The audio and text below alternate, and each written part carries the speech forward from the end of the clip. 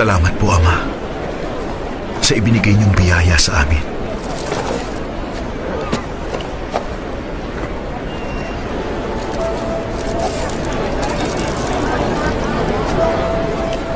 Ang Ama natin na nasa langit, pinapakain niya ang mga ibon sa himpapawid.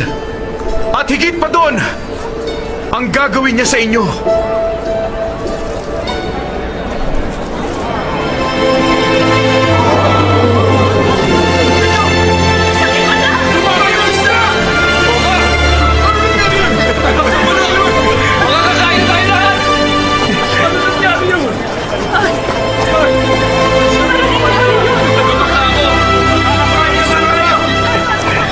Huwag niyong alalahanin ang inyong kakainin.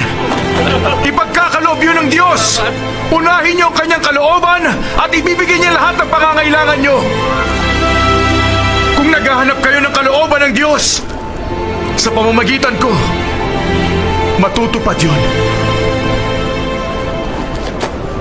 Ang sabi niya ay humingi